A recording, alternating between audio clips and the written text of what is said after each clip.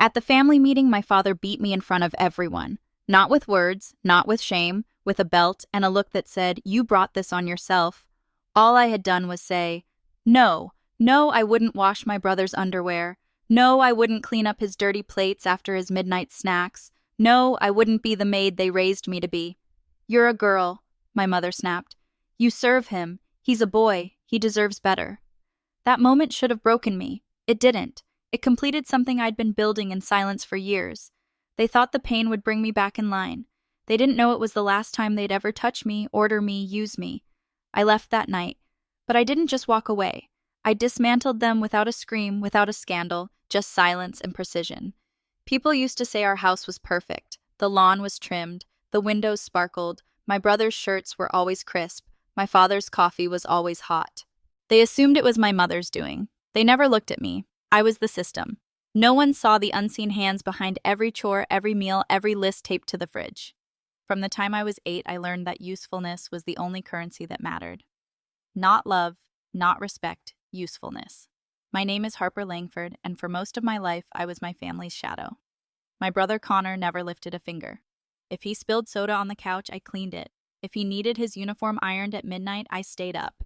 If he failed a test, I was scolded for not helping him study. I wasn't his sister. I was his staff. "You're the girl." "Girls keep the house running," my mom once said, folding her arms like she'd just quoted scripture. I used to think if I worked harder, they'd see me. That maybe one day I'd be something more than a name on a chore list. But no matter what I did, Connor was always the son, and I was a shadow cast to serve him. My father ran the house like a general. No warmth, just orders. He believed discipline made strength and obedience was respect. Whenever I questioned something, he'd look at me like I'd betrayed the family name. "You're not here to argue, Harper." He'd say, "You're here to contribute." That word contribute became a leash. It didn't mean be part of this family. It meant shut up and work harder. Still, I did it all. I made their beds. I folded their laundry. I memorized grocery lists, ironed pleats, soaked blood out of Connor's soccer uniforms when he got into fights. He never said thank you. He just tossed more clothes on the floor. It was a quiet kind of servitude. The kind that doesn't scream. The kind that just grinds you down until you forget what it feels like to have hands that aren't always holding something for someone else. But the day of the family meeting, the day they decided I wasn't contributing enough, something cracked. Maybe it was the way Mom said he deserves better, like I was some defective appliance. Maybe it was Dad's glare daring me to disobey.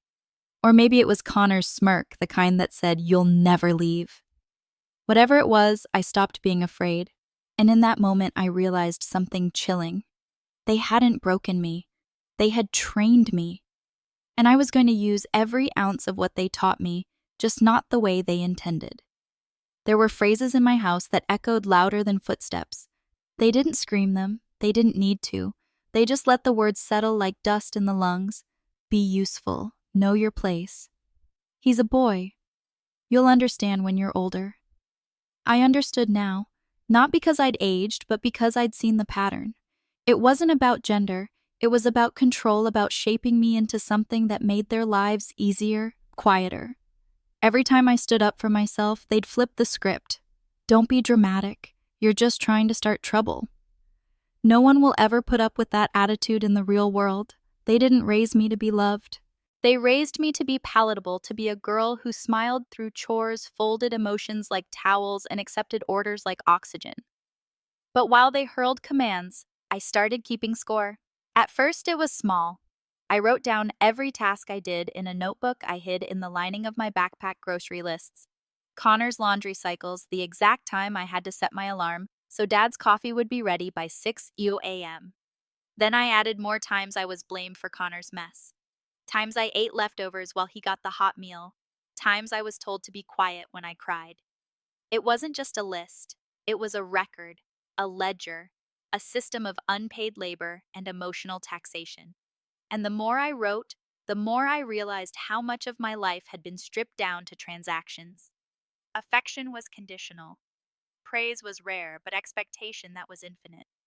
"You're lucky we don't charge you rent. You think anyone else would tolerate your mouth? We feed you. That's love." But it wasn't love. Love doesn't come with receipts. The more they spoke, the clearer their hierarchy became. Connor was the crown, Dad was the judge, Mom was the enforcer, and I was the system, the hands, the silence. They thought their words would keep me tethered, that they'd worn me down to routine. But those words did something else entirely. They crystallized my resolve because every "you're just a girl" reminded me of what I wasn't allowed to become. Every "do it without complaining" taught me how to work silently, which would soon become my greatest weapon. And every "this is your duty" became another nail not in my coffin, but in theirs. I stopped defending myself. I just listened and wrote and waited, because storms don't announce themselves. They gather quietly, and I was nearly ready. The day they called a family meeting, I already knew it wasn't about unity. Family meetings in our house weren't conversations. They were courtrooms, and I was always on trial. That night, I walked into the living room and saw the three of them already seated. Dad in his recliner, Connor sprawled across the couch like royalty, and Mom standing with her arms crossed like she'd rehearsed this. "Sit," Dad said. I didn't. I stood. Connor says, "You haven't been doing your part." Mom began tilting her head like she was disappointed in a pet, not a person. He says his laundry hasn't been folded. His bathroom's a mess. You've been slacking. I blinked. He's 17. He can fold his own damn shirts. Dad's hand twitched.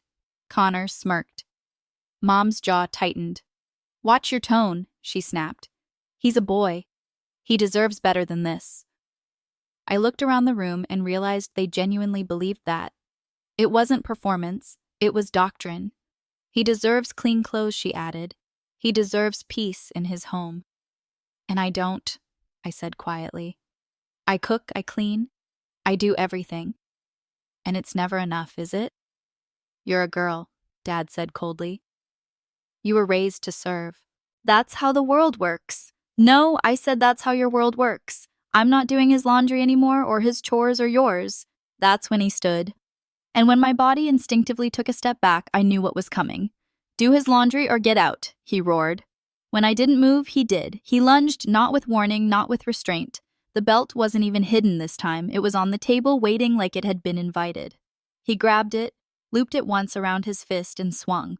The sound cracked through the room like a whip across silence. I didn't scream.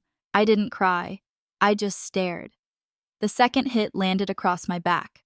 I gritted my teeth. The third caught my arm. I stumbled. "You've forgotten your place," he shouted. Connor didn't move. Mom didn't blink. They weren't shocked. They were satisfied. And in that moment, I realized they didn't see me as a daughter. They saw me as a failed investment. When it stopped, or maybe when he grew tired, I straightened up. My voice didn't shake. "I'm not your servant." Then I turned and walked out. No suitcase, no tears, no goodbye. Just one last look at the three people who had spent my whole life telling me to be useful, and who would finally understand what it meant to lose the one person who kept their house breathing. I didn't pack.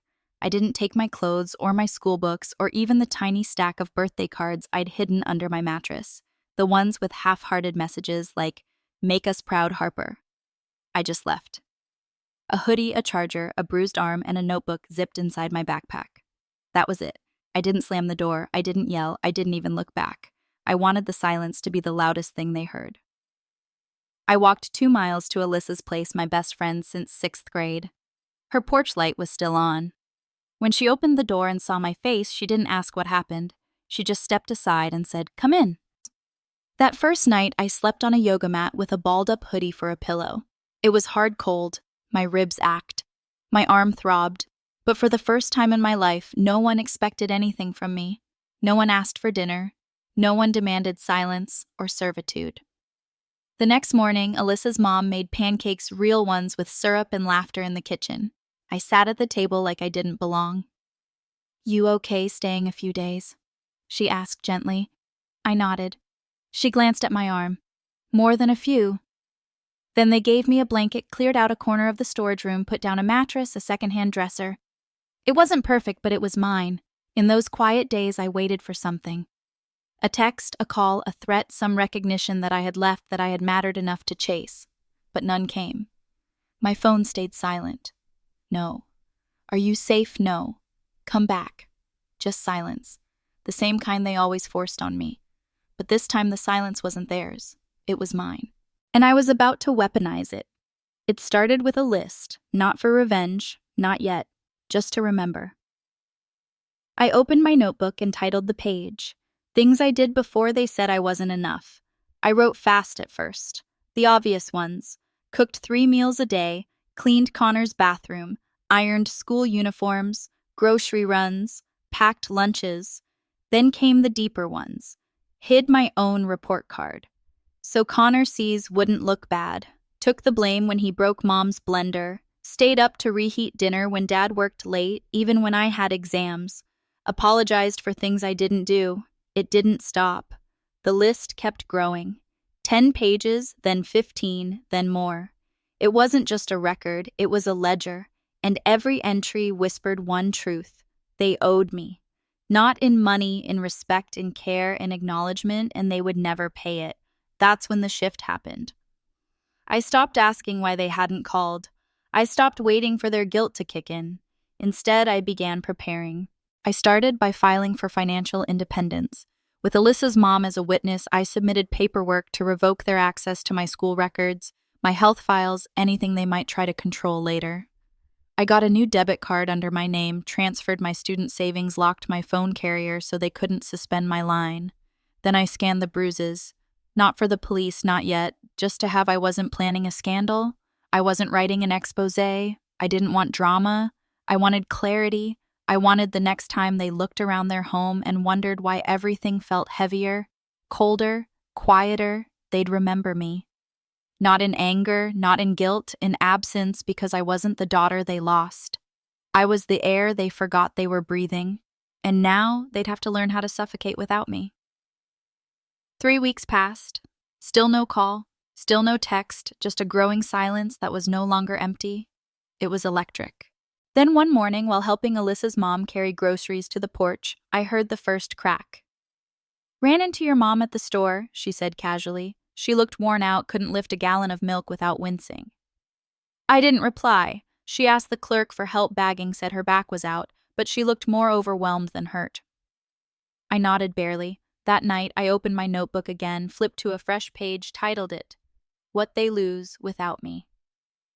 The next day, Alyssa's cousin Riley, who lived 2 blocks from my old house, sent a picture Connor outside the laundromat, his clothes stuffed in a trash bag. He looked confused and furious. A week later, my father showed up late to work 3 days in a row. A neighbor told me he'd started snapping at clients. Rumor was HR had written him up after he blew up in a staff meeting. And then came the message. My phone buzzed. A number I hadn't blocked because I didn't need to. "Mom, Connor has an awards dinner this Friday. None of his suits are ironed. You need to stop being ridiculous and come home. No greeting, no apology, just a demand dressed as an invitation." I didn't answer. 4 days later, another text. "Dad, this is childish. No one will tolerate your behavior in the real world. Come home, apologize, and we'll let you earn your place again. Let me earn it." I laughed, a dry, bitter sound. I took screenshots, not for evidence, for myself. As a reminder, this is who they are. By then, I'd enrolled in a local community college nursing program, lived full-time in the spare room at Alyssa's, helped with dinner, took the bus, studied late. It was hard, but it was real and mine. Meanwhile, back at the Langford house, the systems I used to uphold were buckling. Neighbors began whispering. Connor started skipping school. One teacher emailed the house twice. No reply. My mom asked the church for help with meals, claiming a mobility issue. And yet they still pretended I was just away. "They're telling people you left for an internship. Alyssa said one night that you're pursuing maturity." Maturity? Funny how they only praised it when it suited their lie. I didn't correct anyone. I just kept building my life. Then I packed a box. Inside it, all the handwritten chore lists they used to stick to the fridge.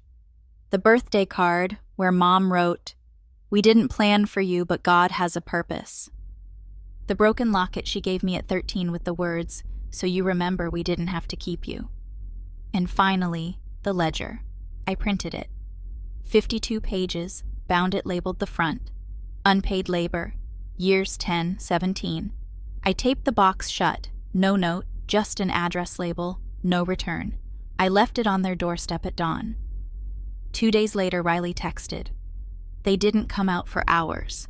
Then your dad opened the box. He looked pale, good. Because I wasn't loud, I wasn't violent, but I was exact. I'd taken everything they once demanded. My labor, my silence, my usefulness, and returned it in the form they feared most. Documentation proof they never expected me to collect. Proof of what happens when the backbone of the household walks out and doesn't come back. No headlines, no scandal, just silence sharpened into truth. I moved into a studio apartment 2 blocks from campus. It was small, one window, a creaky floor, a shower that ran either scalding or freezing, but every inch of it was mine. I worked part-time at a local bookstore, studied at night, took nursing classes during the day, packed my own meals, folded my own laundry 2 loads a week, quiet, peaceful. Every Friday, I lit a candle.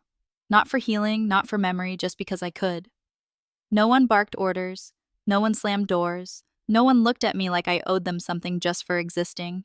And still the world didn't collapse. I didn't fall apart. I didn't come crawling home. I thrived. Meanwhile, updates trickled in, not because I asked, but because the world is small and pain leaves echoes. A girl from church messaged me, "Your dad passed out in the grocery store. They say it was stress."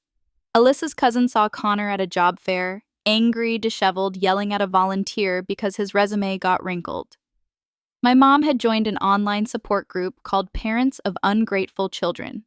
She posted threads titled, "When they forget who fed them." They hadn't changed. They just collapsed inward, angry at the vacuum I left behind, but never brave enough to name it. And I no longer needed their shame to define me. I no longer needed their absence to hurt because I had learned something they never taught me. Peace is louder than pain if you stay quiet long enough to hear it. They say revenge is a fire, but no one talks about the kind that doesn't burn. Mine was cold, controlled, clean. I never screamed at them online, never aired my story in public, never knocked on the door to say, "Look what you lost," because I didn't need to. Every dish I wash now is mine. Every shirt I fold is for me. Every sunrise I wake up to feels like a quiet protest they'll never hear and still can't silence.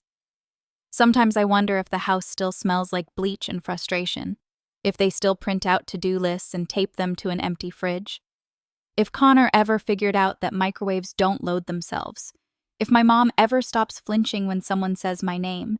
If my dad ever looks at his belt and remembers that it wasn't obedience he beat into me, it was resolve. The last time I passed the old neighborhood, I didn't slow down. I didn't glance at the porch where I once left that box.